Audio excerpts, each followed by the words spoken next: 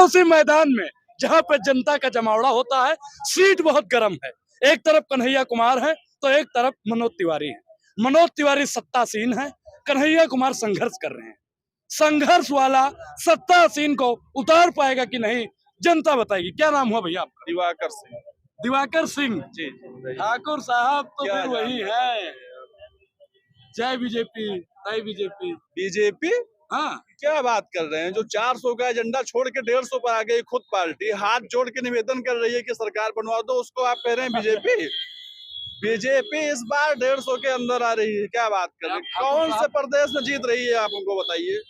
उत्तर प्रदेश में 80 में 80 उत्तर आ रही है। प्रदेश में उनकी 35 से 30 सीटें आ रही हैं। किसी भी सर्वे में आप बता दीजिए कि 40 सीट पहुंच रहे हो। देखिए, जनता ने उनके झूठ को पहचान लिया है। देश पूरा गर्त में जा रहा है। 2014 में जो कर्जा 1 लाख करोड़ था, आज वो 2.25 लाख करोड़ रुपए हो चुका है। 60,000 करोड़ से, माफ कीजिएगा, 60,000 करोड़ से 2.25 लाख करोड़ हो रहा है। जनता समझ रही है कि मोदी देश को कहाँ लेकर के जा रहे हैं। मोदी जी चांद पे पहुंचा दिए। चांद पे वो खुद चले जाए ना। ये देश के युवा हमारे जो बैठे हुए हैं छात्र, यहाँ पे ही भीख मांगे, क्या करें? पकौड़ा तले जाकर के, आप ये तो बताइए। मोदी जी ने कह दिया पकौड़ा तलना भी रोजगार है। पकौड़ा तलना रोजगार नहीं होता है, उससे केवल जीवन यापन हो सकता है, बस। और मोदी जी ना कभी पकौड़ा तले हैं और ना चाय बेचे हैं। कभी वो बताते हैं हमने 40 साल भीख मांगा, कभी बताते हैं कि हमने पकौड़ा तला, कभी बताते हैं हमने चाय बेचा। क्या क्या किए वो? 20 से 25 साल से तो सीएम थे, 10 साल से वो पीएम बने बैठे हैं। वो भीख कब मांग रहे थे, पकौड़ा कब तल रहे थे, तपस्या कब कर रहे थे, ये हम जानना चाहते हैं। बताइए आप क्या कर रहे थे, बताइए। नाराज हैं। और देश के कर्जे का क्या होगा, आप ये बताइए। जितना आपके समाज का लोग है सब मोदी जी के साथ। हमारे समाज के, अरे बेवकूफ लोग हैं भाई। जितने लोग आज के टाइम में बीजेपी को वोट दे रहे हैं, वो अपने बच्चों का भविष्य खराब कर रहे हैं, ये जान लीजिए। और ये संघ के नाम पे, सिर्फ हिंदुत्व के नाम पे सरकार नहीं चलाई जाती है। जो भी इस देश में रह रहे हैं सब हमारे देश के नागरिक हैं, सबको समान अधिकार होना चाहिए। भाई हिंदू खतरे में है, हिंदुस्तान में हिंदू खतरे में है। कौन कह रहा है भाई खतरे में? आप बताइए। जब बीजेपी की 10 साल से सरकार है, उसके बाद भी हिंदू खतरे में, तो ऐसी सरकार को तो हटा देना चाहिए। क्या फायदा फिर ऐसी सरकार का जब हिंदू खतरे में? चाचा क्या नाम है? रईस अहमद अंसारी। वो कह रहे हैं कि अगर इनकी सरकार आ गई तो ये लोग आपका मंगलसूत्र छीन लेंगे, गाड़ी छीन लेंगे। हमने छीन लिया। सुनिए, जब हिंदू खतरे में तो हुकूमत हमारी बना दो ना। खतरे पर फिर भी है, खतरे में क्या जरूरत है? प्राइम मिनिस्टर तुम्हारा, प्रधानमंत्री तुम्हारा, सारे नेता तुम्हारे, फिर कहाँ से हिंदू खतरे में? मुसलमान खतरे में। सही बात है। मुसलमान खतरे में। ये भाई समझ में नहीं आता है। वो कहते हैं भाई साहब, ना हिंदू खतरे में है ना मुस्लिम खतरे में है। सही में हमारा हिंदुस्तान खतरे में है। हिंदुस्तान खतरे में। अच्छा भैया, कारोबार दो। मेन मुद्दा क्या होना चाहिए राजनीति में? राजनीति में मुद्दा तो यही होना चाहिए, सबसे पहले तो रोजगार मिलना चाहिए। यहाँ पे इतना युवा घूम रहा है, यहाँ लाखों लोग तैयारी कर रहे हैं, घर से खर्चा आता है, महीने भर दिक्कत आती रहती है। इतने साल गुजर गए हैं, कोई रोजगार नहीं निकल रहा है।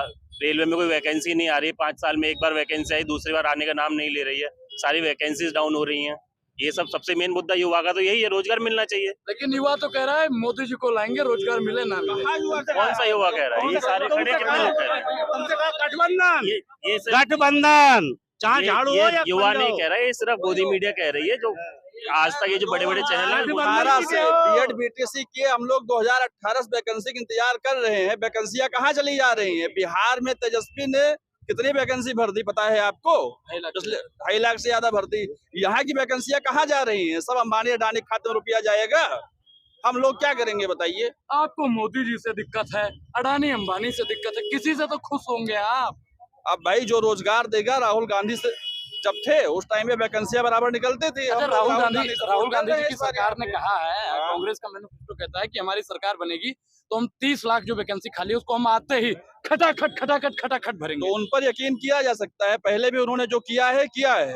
उनके टाइम में कर्ज माफी किसानों की होती थी, इनके टाइम में कर्ज माफी केवल इनके अडानी और अंबानी की हो रही है। तो इस बार युवा किसके साथ है? युवा पूरा कांग्रेस के साथ है भाई। युवा कांग्रेस और क्या?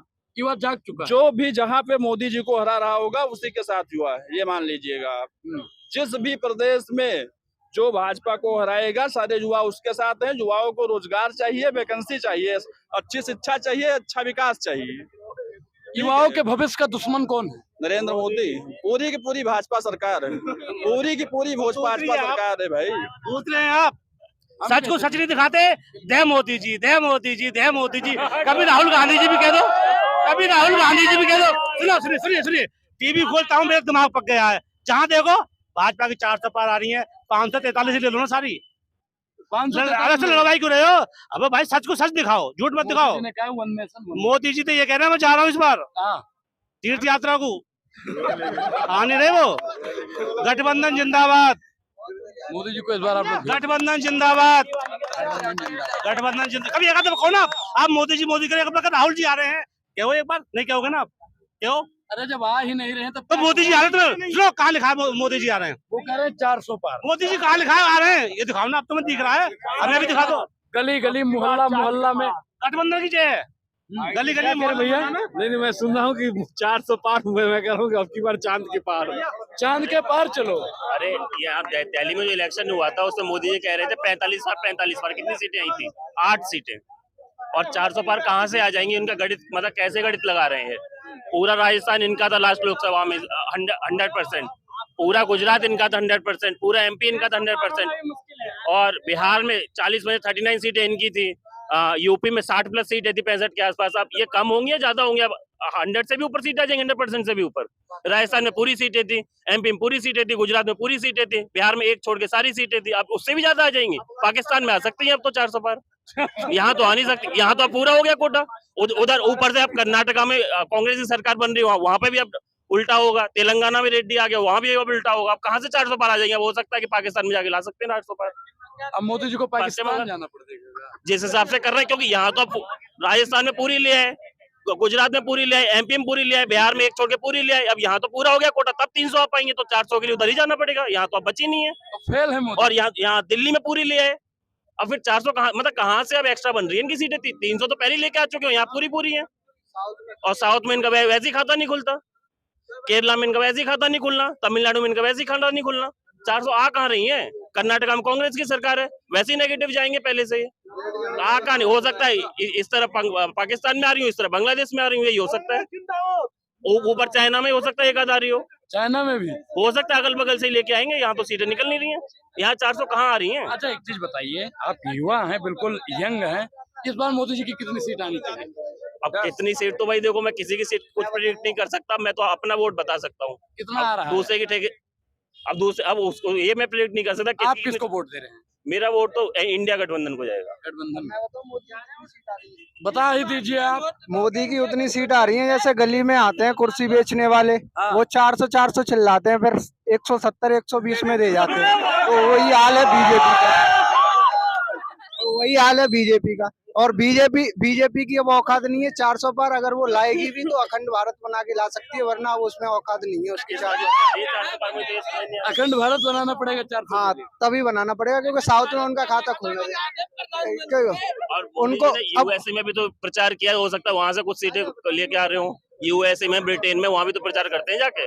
हो सकता है वहां से कुछ सीटें ला रहे हो, उन्हें मिला के 400 बता रहे हो। उन्हें थोड़ा ना बताएंगे भारत में आ रही है, क्या पता कहाँ की सीटें गिन रहे हैं।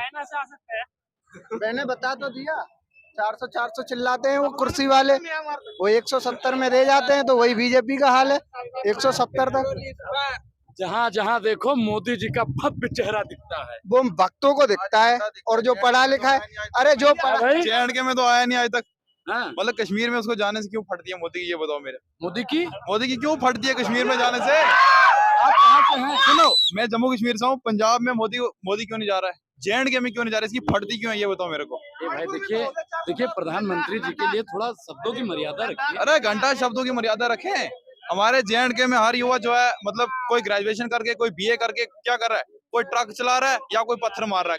कहाँ की रोजगार दी तो मोदी आप ने? क्या करते हैं? पत्थर मारते हैं या ट्रक चलाते हैं? भैया हम तो ट्रक ही चला रहे हैं, हम तो भाई ट्रक ही चला रहे हैं। अब बोल रहे हैं ना कि मोदी ने मतलब इतनी नौकरियां निकाली, ये किया वो किया। जी घंटा मेरा किया इन्होंने, कुछ तिरंगा फहराया था मोदी ने, फहराया था ना। अब नेक्स्ट टाइम भी जाके दिखाए, हाँ भाई एक सीट तो यूरोप में घूमने गई है प्रज्वल रेवन्ना, वो यहाँ पे 3,000 वीडियो बना के वो यहाँ से सीधे यूरोप गई है घूमने। एक सीट तो वहां से आ रही है। हाँ 3,000 वीडियो बना के वहां पहुंच गई है। भाई आप लोग इतना बीजेपी से नाराज हैं, नाराज क्या है? ऐसा नाराज हम किसी से नहीं, जो काम करेगा हम उसके साथ से, ऐसे हम किसी के एंटी में थोड़ी ना बोल रहे हैं। आप रोजगार दो, आप मुद्दे की बात करो, हिंदू हिंदू हिंदू मुस्लिम करने की जगह हम नाराज किसी से नहीं है। आप हमें रोजगार दो, आप वैकेंसीज निकालो टाइम पे, बाकी अल्टरनेटिव और मुद्रा हमें लोन दो, बाकी सब चीजें दो, बाकी अल्टरनेटिव हम अपने सोर्सेज ढूंढे, आदमी कमाए खाए तो क्यों लड़ेगा? अच्छा, कांग्रेस का जो मैनिफेस्टो आया है जिसमें और ये बीफ चिल्लाते हैं, जो जिस कंपनी बीफ बेचती है उससे इन्होंने चंदा ले रखा है।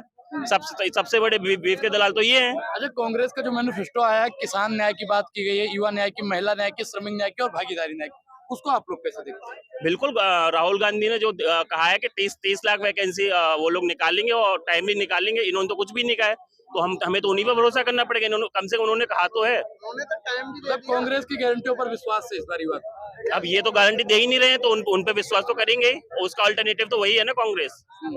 जो इनका अल्टरनेटिव है उसे ही तो चुनेंगे ना हम। जब ये लोग कुछ नहीं कर रहे तो उन्हें ही चुनेंगे। तो अब की बार भाजपा को हटा देंगे आप? मैं अपना पर्सनल वोट बता सकता हूँ कि हाँ, मैं बीजेपी को वोट नहीं दूंगा। बीजेपी को किसको बाकी वोट जनता देंगे, चाहे। ये भी बता दीजिए। अब इंडिया गठबंधन को देंगे। गठबंधन में नाम बता दीजिए। अब हम मेरी सीट से तो सपा खड़ी, सपा को देंगे। साइकिल बहुत रफ्तार में जाएगी। साइकिल रफ्तार में, साइकिल रफ्तार पकड़ रही है। सरकार वो साइकिल रफ्तार में, उसे यूपी कोई में नहीं साइकिल चलेगी। चलेगी, उसे कोई ओ भैया, यूपी में साइकिल चलने के लिए तैयार, भैया ने कर दिया दावा। शुक्रिया, धन्यवाद।